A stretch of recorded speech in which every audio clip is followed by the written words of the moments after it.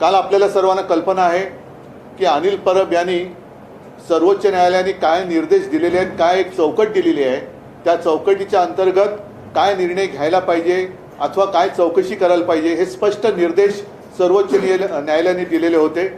ते संपूर्णपणे धाब्यावर बसले, पायदळी तुडवले आणि जणू काही आमच्या मागे महाशक्ती आहे, आम्ही सर्वोच्च न्यायालयात सुद्धा जुमानत नाही, हे आजच्या त्यांच्या त्या निकालातनं दिसून आलेलं आहे.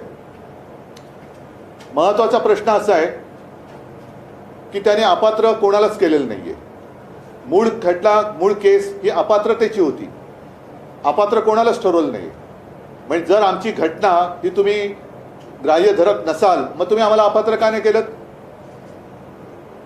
आणि त्याही पलीकडे जाऊन त्यांनी जो निर्णय दिला की ही शिवसेना कोणाची, शिवसेना कोणाची आज महाराष्ट्रातला लहान मूल सुद्धा सांगू शकतं, एवढे स्पष्ट स्वच्छ आहे. पण निवडणूक आयोगाचा निर्णय जो मुळामध्ये चुकीचा आहे आणि जो सर्वोच्च न्यायालयामध्ये आम्ही त्याला आव्हान दिलेलं आहे, तोच त्यांनी ग्राह्य धरला.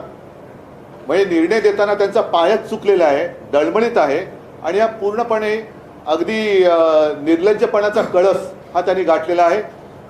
माझं कायद्याचं ज्ञान तेवढं काही मोठं नाही आहे. मला तर असं वाटतं की सर्वोच्च न्यायालयाचा त्यांनी जो अपमान केलेला आहे त्याच्याबद्दल अवमान याचिका दाखल करता येते का हे आम्ही बघणार आहोत. पण मला नाही वाटत अवमान याचिका दाखल करता येत असेल आणि म्हणूनच ते जे काही त्यांना एक प्रोटेक्शन असतं त्याचा त्यांनी आज गैरफायदा घेतलेला आहे. हा त्यांनी गैरफायदा घेतलेला आहे. महाराष्ट्रातल्या जनतेला आणि सर्वोच्च न्यायालयाला मी विनंती करतोय की देशातली लोकशाही तर यांनी पायदळी तुडवलेली आहेच, पण आता सर्वोच्च न्यायालयाचं अस्तित्व सुद्धा शिल्लक राहणार आहे की नाही हे सर्वोच्च न्यायालयाने आता ठरवायचं आहे. सर्वोच्च न्यायालयाने जर आम्हाला त्यांच्या विरुद्ध अवमान याचिका दाखल करता येत नसेल तर स्वतःहून ज्याला सुमोटो म्हणतात अशी काही कारवाई सर्वोच्च न्यायालय करणार आहे का?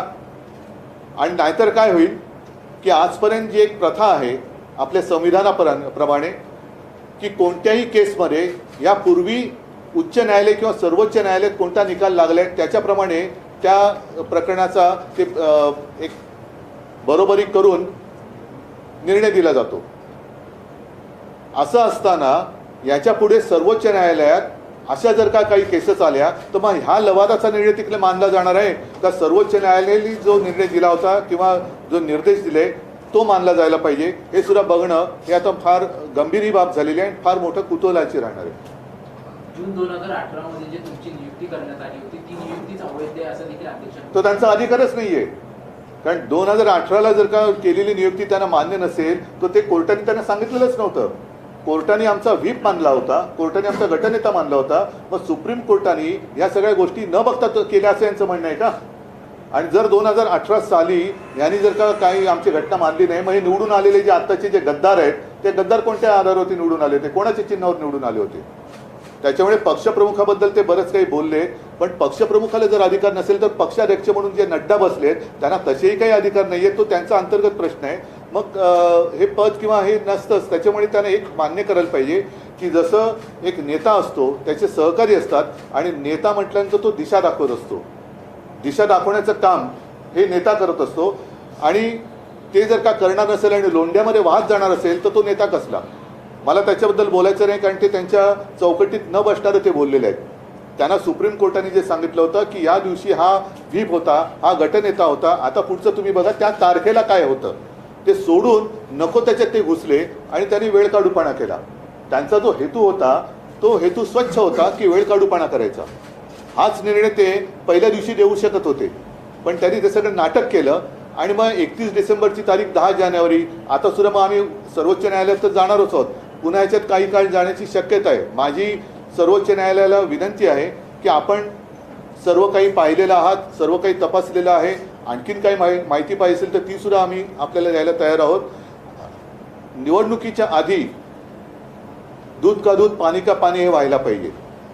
कारण यांना निवडणूक काढायची, निवडणुकीमध्ये यांना असं वाटलं होतं की लोकांच्या मनात, जनतेच्या मनात, मतदारांच्या मनात आपण संभ्रम निर्माण करून शिवसेना संपवू, पण शिवसेना काही संपत नाहीये आणि शिवसेना ही संपणार नाहीच. आणि मिंद्याची किंवा गद्दाराची शिवसेना हे महाराष्ट्रातली जनता, देशातली जनता मानणार नाही.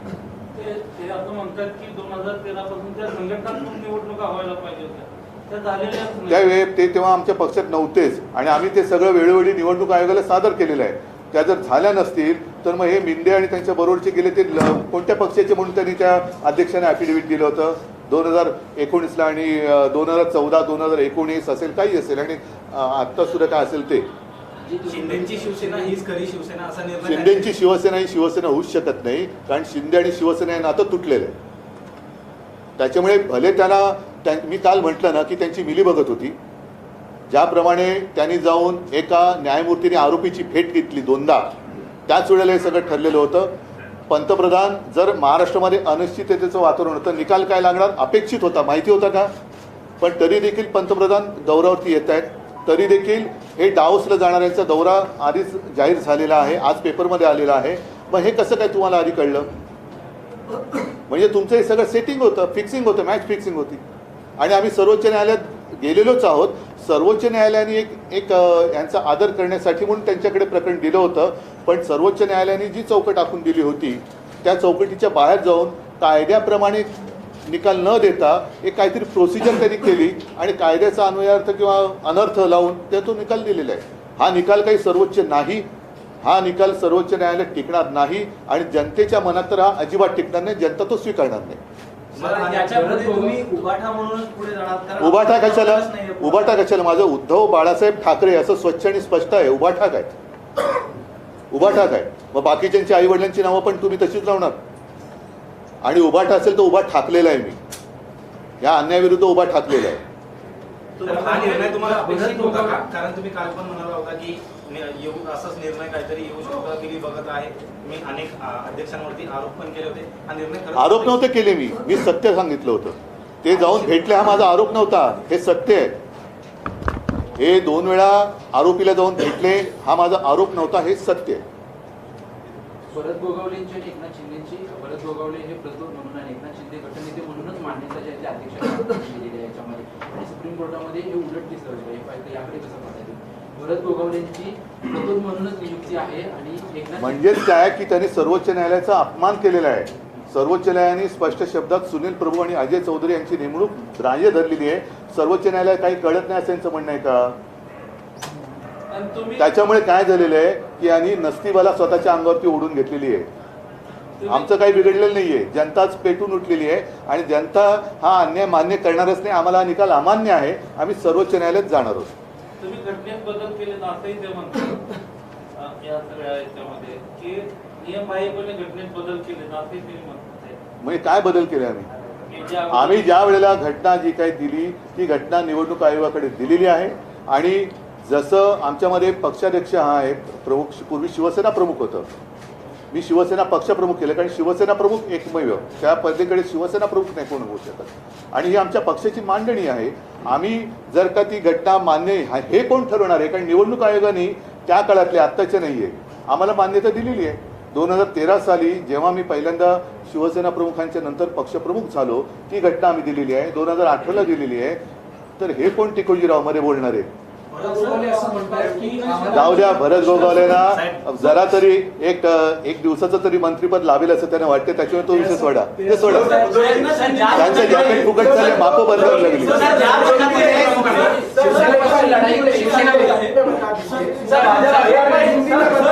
एक थांबणार आता हिंदीमध्ये. हा बोलिये तुम्ही नाही मुख्यमंत्री हे काय म्हणायचं त्याला काय शब्द येते चुकी म्हणजे सुप्रीम कोर्टाने तर त्यांना चुकीचंच ठरवलेलं आहे. त्याच्यामुळे ते त्यांची प्रतिक्रिया ही पण तशीच आहे केराच्या टोपलीत टाकण्याची. काय त्यांना असं वाटत असेल घराणेशाही मोडीत काढली तर त्यांची गुलामशाही सुरू झालेली आहे. हे गुलाम आहेत गुलाम. का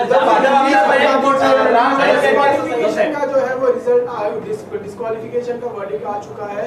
स्पीकर नार्वेकर जी ने किसी को भी डिस्क्वालिफाई नहीं किया है. क्या कहना चाहते हैं. मतलब उनको मुझे ऐसे लगता है कि जो जिम्मेदारी दी गई थी वो उनके समझ में नहीं आई. मामला सीधा था डिस्क्वालिफिकेशन का था और इसलिए हम सुप्रीम कोर्ट में गए थे और सुप्रीम कोर्ट ने एक फ्रेमवर्क दिया था क्या होना चाहिए कैसे होना चाहिए. और सुप्रीम कोर्ट ने हमारा व्हिप सुनील प्रभु और गुट का नेता अजय चौधरी उसको उनकी जो हमने नियुक्ति की थी वो मान्य की थी। तो सुप्रीम कोर्ट ने कहा था कि इस फ्रेमवर्क में आप देखो कि उस दिन क्या था, तो उन्होंने वो छोड़कर नई अदालत उन्होंने की और सुप्रीम कोर्ट से भी कुछ अलग, या ऐसे उनको लगता है कि इतनी महाशक्ति उनके पीछे है कि सुप्रीम कोर्ट भी हमारा कुछ उनका कुछ बिगाड़ नहीं सकती। और ये तो अन्याय नहीं, उनकी समझ के बाहर का ये शायद डिसीजन था, या ऊपर से जो आया वो उन्होंने किया है। और इसलिए मैंने कल प्रेस में कहा था कि ये इनकी मिलीभगत है। अब देखना ये होगा कि प्रजातंत्र की हत्या तो इन्होंने फिलहाल तो की है, सुप्रीम कोर्ट में ये टिकेगा नहीं, लेकिन क्या ट्राइब्यूनल सुप्रीम कोर्ट से भी ऊपर है या नहीं है, या सुप्रीम कोर्ट ही सुप्रीम है, वो अभी देखना होगा।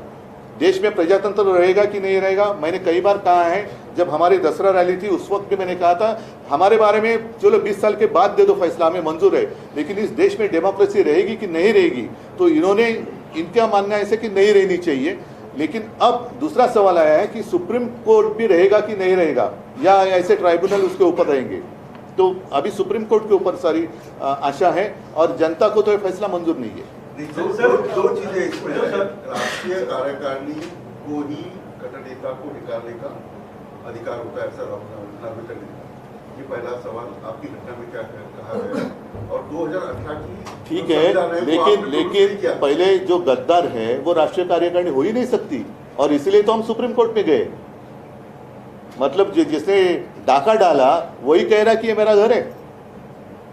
सर आगे की 2018 की घटना आपने आगे की लड़ाई क्या सिर्फ कानूनी होगी या और भी कुछ, कैसे लड़ेंगे? नहीं, देखो, इनका जो प्रयास है वो सिर्फ समय निकालना है, समय निकालना है। और मैंने जैसे पहले कहा कि एक तो पक्षांतर, जो पक्षांतर होता है, पक्ष बदली करने का कानून है, उसको अधिक मजबूत करना चाहिए था।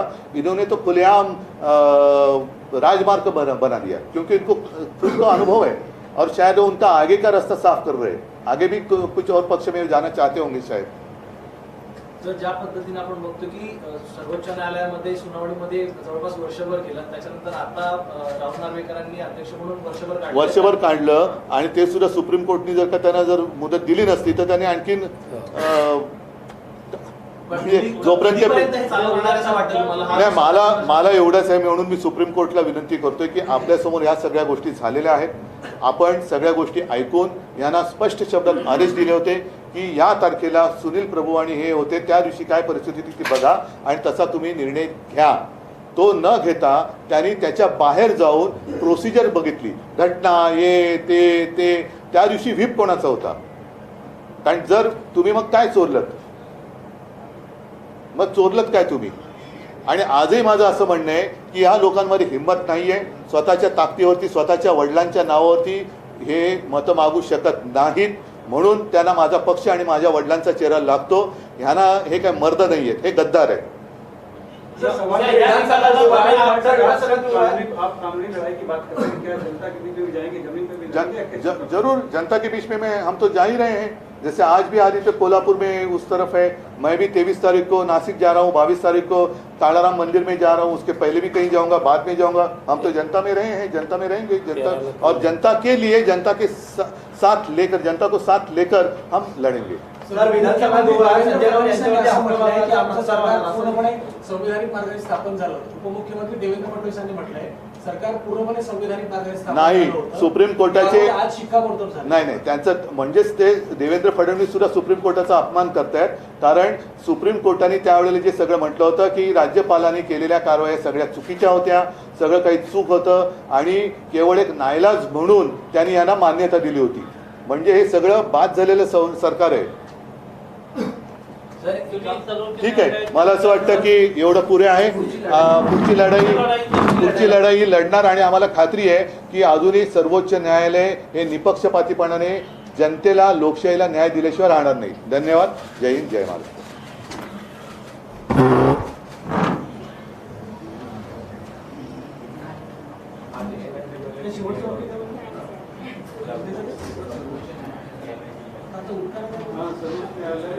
उम्मीद